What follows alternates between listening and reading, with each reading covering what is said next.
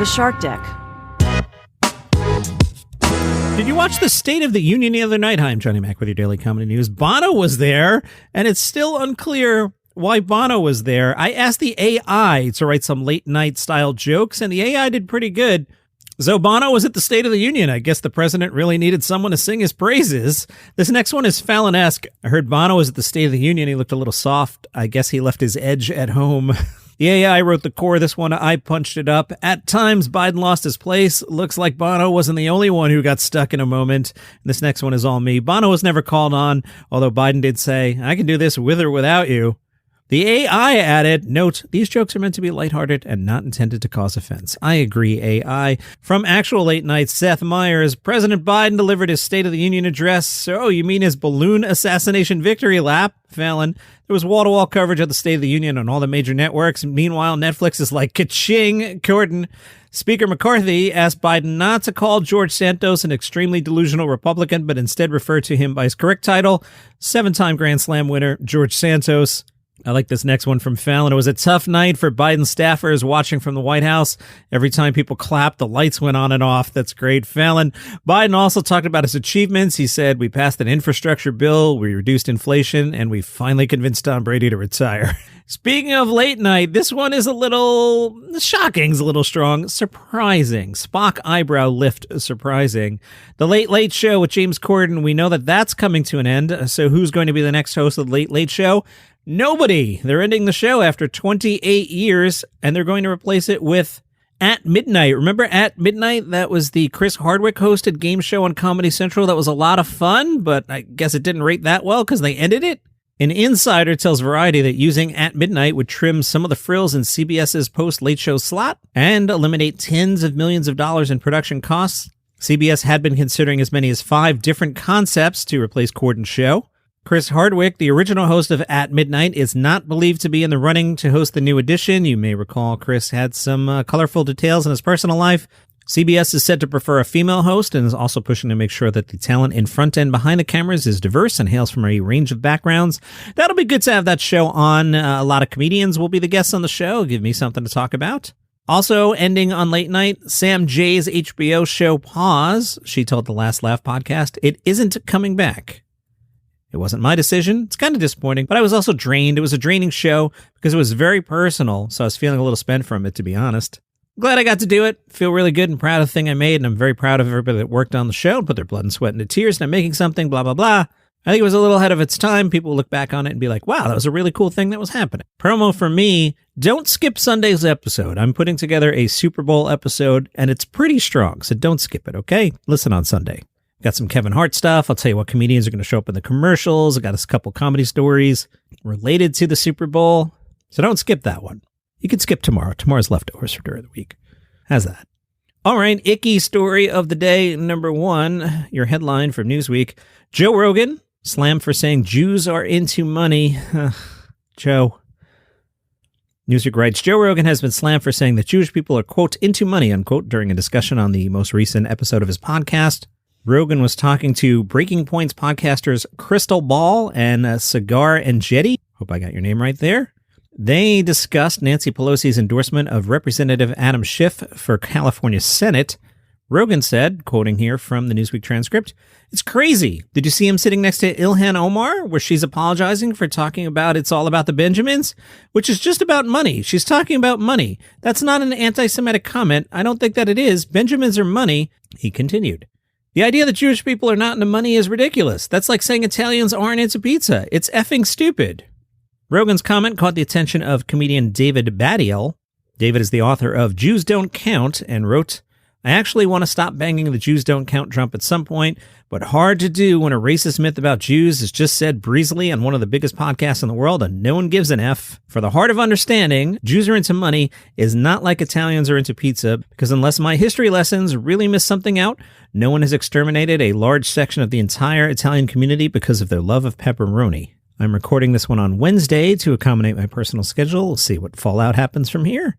Ian Carmel is the head writer for The Late Late Show with James Corden. He found a way to find some humor in it. He suggested that Rogan might go the way of NBA star Kyrie Irving. who had come under criticism for what some felt were anti-Semitic tweets. Irving was traded to the Dallas Mavericks last week. Carmel tweeted, Joe Rogan to the Mavericks confirmed.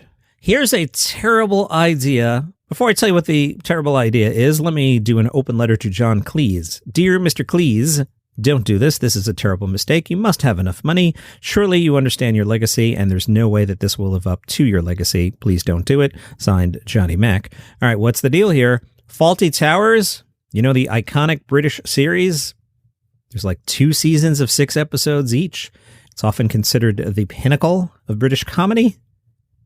Well, John Cleese is bringing it back. John Cleese will write and star alongside daughter Camilla Cleese in the new version of Fawlty Towers. The new series will explore how Cleese's over-the-top, cynical, and misanthropic Basil Fawlty navigates the modern world. The plot will focus on his relationship with his daughter as they manage a boutique hotel together. I'm underfamiliar with Camilla Cleese, but, she's related to John, and that makes me wonder, was she the best possible person for the role? I guess John feels that she is. The Cleeses are working with Rob Reiner and his team at Castle Rock. John Cleese called a first meeting there one of the best creative sessions I can remember. Reiner, who's also working on a sequel to This Is Spinal Tap, said, John Cleese is a comedy legend. Just the idea of working with him makes me laugh. The original series ran 2 6-episode seasons, viewed as one of the most defining TV comedies of all time. In 2019, a Radio Times poll named it the greatest British sitcom ever. It's been remade in the U.S. 3 times. Do you remember any of these? 1979's Chateau Snavely, 1983 As Amanda's. I remember that one because it was B. Arthur. And 1999's Payne, P-A-Y-N-E. I don't remember that at all. All failed. In 2009, John Cleese said there would never be another episode of the show. John Cleese said, and I hope 2023's John Cleese reads this quote. 2009, John said, the problem is, when you do something that is generally accepted as being very good, a horrible problem arises, which is, how do you top it? The expectation of what you will do is so high. Yes, 82-year-old John Cleese. Again, please don't do this. Marc Maron's special is out on HBO Max tomorrow. Vanity Fair caught up with Marc, who explained that the title, From Bleak to Dark, is something somebody said to me, and it was such a great thing. He tells the story of working on another project, and one of the suits over at FX said, look, guys, I love the story. It's great. Love the writing. It's great. I have no specific notes, but is there any way we can get it from bleak to dark? Maron says, and I thought like, oh my God, that's what I do. But they ultimately didn't buy the show. But nonetheless, it stuck with me as a great moment. So I should write him an email and thank him. All right, Marc Maron, what's the through line for this special? Marc said, well, I knew that part of my responsibility as a comic that I've decided to do these culturally satiric and cutting and aggressive assessments of what I see happening in the world. And I realized that we had to do that up front because we had to get the stuff about grief and about Lynn's passing further down into it. Mark's girlfriend, Lynn, passed away during the pandemic. I moved this stuff around a lot over the years. A year and a half I was working it. So I just entered into the Roe v. Wade and the fascism element and these stupid people and the culture of tribalism and this woke and unwoke business. But then I'm very aware of the tone change where I literally sit down and I start speaking from my experience about aging and my father. And that kind of shifts into personal. It made sense to move from aging and my father's dementia into the grief. There are separate themes there, but they do seem to be about mortality and the way the world is going. They asked Marc, how do you keep in mind that these TV specials will live online forever versus when you're doing a regular show and it's not recorded? Maron said, I'm very aware that despite any of these self-proclaimed victims of cancel culture and woke culture talk and the big problem of not being able to speak their mind, that I know what I'm doing, and there's some things that I'm speaking to that could attract a type of anger that is dangerous. So I also have to deal with that knowing there are lunatics out there, and I'm talking frankly and darkly comedically about a religion and also points of view of people that are fundamentally known to be violent. I've got to live with that, and that's a risk. It's a calculated risk, not totally unlike the idea if you say something that's inappropriate and you get pushed back or get marginalized, you can go find a group of people that enjoy that kind of stuff and keep going. Also about what I say about my family members. It's like, all right, well, how's my mother's boyfriend going to feel about this? And I think that was warm-hearted enough that maybe he'll be okay with it. We'll see. And my dad, fortunately, is not going to really remember it too long. If you enjoy what I do here, you can go to buymeacoffee.com/dailycomedynews. I don't have my prop with me. I'm out of iced coffee, which is why I need your help. All I have today is this thermos of water. buymeacoffee.com/dailycomedynews. You can join the $2 club. So what's that? You sign up, and then once a month, you'll send me $2, and I'll shout you out on the show. There are other price points. You can do a one-time donation, $5. I'll take your $5. I go to the National Donuts chain. I will order on the app. I will select iced beverage, coffee, milk, caramel, order now. Then I'll drive there while listening to myself. No, that's not an ego thing. That's how I QC the show. Sometimes I blow an edit. If you want to hear me blow edits, A, sit over my shoulder while I record this thing. Oh my goodness, the amount of blown sentences that I clean up. Or, listen between 3:05 a.m. and 6:30 a.m. before I listen back to the show for the final time. You might catch a mistake here and there.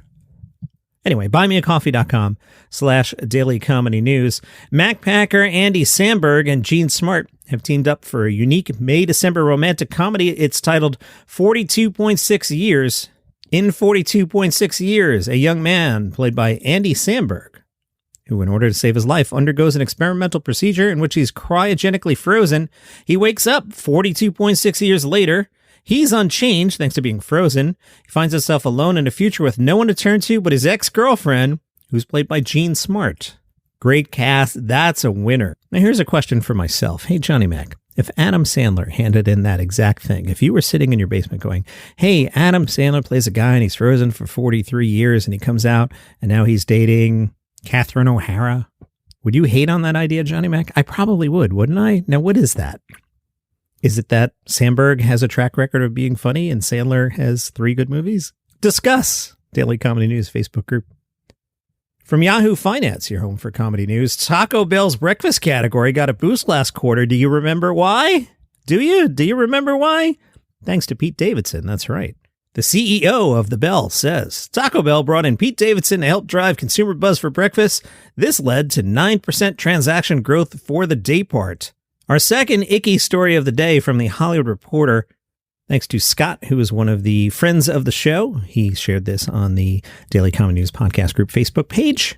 Justin Roiland, he is the voice of Rick. He is the voice of Morty. He is one of the co-creators of Rick and Morty. He is one of the co-creators of Solar Opposites. He is the voice of Corvo on Solar Opposites. Multiple sources told the Hollywood Reporter, and the multiple sources would only speak on the condition of anonymity. Apparently, Roiland wasn't the easiest person to work with. They shared some icky texts that I don't even want to get into. One time, Roiland paraded a high-profile porn star through the Rick and Morty writer's room, openly discussed threesomes, and was involved in at least one instance of alleged sexual harassment during the show's 3rd season, which was notably the first season where there were female writers. The article also gets into butting heads with Dan Harmon. Dan Harmon, also the creator of Community.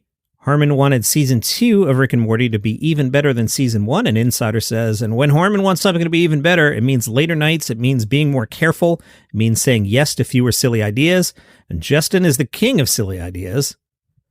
Harmon brought in a few community writers, and the insider says those community writers didn't treat Roiland with the same kind of reverence that the season 1 group had. The writer's room became clubbier and not nearly as much fun. There were now Dan's Guys, a more cerebral, structured set, and Justin's Guys, a zany collection of artists, and they just weren't going to mix, says the source. Dan is all on the page and mathematical about story breaking, and the guys that Justin hired were like, look, I drew a turd with eyes, let's do a story about that.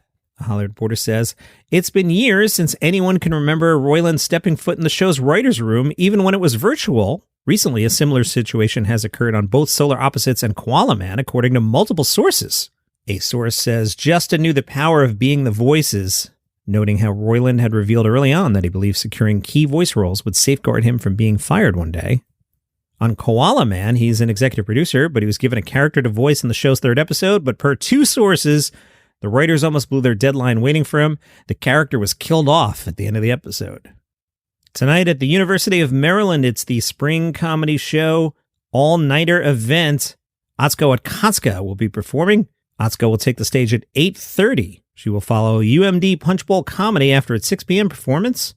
Also included in the all-nighter, a roller rink, cosmic bowling, t-shirt giveaway, karaoke, movies, tote bag decorating, games, and more. 5 to midnight, which, I don't know, that's not really an all-nighter. College kids, 5 to midnight? Johnny Mac can do 5 to midnight. What are you talking about? Shouldn't it be 5 to 5? The theme tonight is Candyland. And I've been enjoying the word Bogan all week. Then I thought, I should make sure that that word isn't like somehow offensive and I'm being a jerk. So I Googled, is the word Bogan offensive? Google tells me the word Bogan is derogatory and carries with it a variety of stereotypes. So I was like, uh-oh, who am I in trouble with now? I hope I wasn't being accidentally jerky to a particular group of people. Then I read the next sentence. Bogans typically wear Ugg boots or thongs in summer. All right, I'm okay with offending that crowd. ABC.net, the Australian ABC, Had a big article. Of late, the word Bogan has been enjoying a renewed airing. First, 2 high-profile media and business personalities were involved in an episode of temporarily physical aggression, which the Melbourne Herald Sun labeled as Bogan-air behavior. Love it. Then there was the Tasmanian mayor who referred to some of his constituents as the most bogan of bogans. The origins of the word bogan are, if not shrouded in the mists of history, at least reasonably unknown. It is certainly Australian and is no older than the 20th century. There's a Bogan River and a Bogan Shire in central New South Wales, but there's no reason to finger them as the origin of the word or the behavior. The term bogan for people originated probably in Melbourne around 1980 and is now understood in most parts of Australia. Bogans have been rebadged in various parts of Australia. Queensland has Beavins. Sydney has Westies. Those are the people that live in the western suburbs. Tasmania has Chigs. That comes from Chigwell, a suburb of Hobart, where the local Bogans were alleged to have come. Canberra has its own term, booners or boons. Bogans typically wear Ugg boots or thongs in summer. A special piece of alleged Bogan lore is the practice of keeping thongs going once the toe strap is pulled out of the sole by using plastic closures from packets of bread from the supermarket. Bogans come in different varieties. Once upon a time, their hair favored the mullet and mohawks. The younger ones are more prone to standardization, torn jeans and sloppy sweaters or flanny shirts, or a wife-beater singlet. Bogans can be of any age. Bogans can be actual folk heroes. Watch an episode of Bogan Hunters. What is Bogan Hunters? Bogan Hunters is an Australian comedy reality TV series. The series provides an in-depth look into Australians' Bogan subculture. Here's the plot summary of Season 1, Episode 5, which aired June 10th, 2014. The crew head to South Australia, where they attend a Cold Chisel tribute concert. In Darwin, they meet the city's thong-throwing champion, and Kev gets friendly with a crocodile. Now, it's just hoping I could have the AI write some Jeff Foxworthy-style Bogan jokes, but since it's lunchtime as I record, the ChatGPT website is overloaded, so I'll just have to make one up on the fly. Let's see. If you meet the city's thong-throwing champion, you might be a Bogan. I'll have to see if I can do that in Australian accent. I can't right now. When I was down in Australia, I've told the story before, but I will tell it again. So I remember seeing a t-shirt that taught me how to reset my vowels. And what the t-shirt said was, bananas are for piranhas. And that's how I remember to flatten out my A's. Now, true story, I was out driving. We had one of those old Garmin devices that we were using as a map. And the menu would be like, what would you like? Would you like, option A, option B, directions, whatever. And I kept saying address. And the GPS would be like, I don't understand what you're saying. Can you try again? I kept cycling through the menu. And the 5th time around, I finally went, address. And then it knew what I was saying. And that's your comedy news for today. Follow the show for free, unless you're a Bogan, on Apple Podcasts, Spotify, YouTube, wherever you get your shows. See you tomorrow. Again, if you want to skip one of the weekend episodes, you can skip tomorrow. I don't know why you would. Don't be a Bogan. But Sunday, you definitely want to check out Sunday. All right, see you there. I'm Alyssa McKay, star of the new podcast, The Royals of Malibu. I play Ella, a sex worker just trying to survive when I get swept away to the wealth and the drama of Malibu. You can like something without touching it. You've made the biggest mistake of your life, Ella Sinclair. You are a total psycho! Will Ella find a happily ever after ending? Or will these rich kids destroy her? Fall in love with The Royals of Malibu on Apple Podcasts, Spotify, and wherever you listen to podcasts.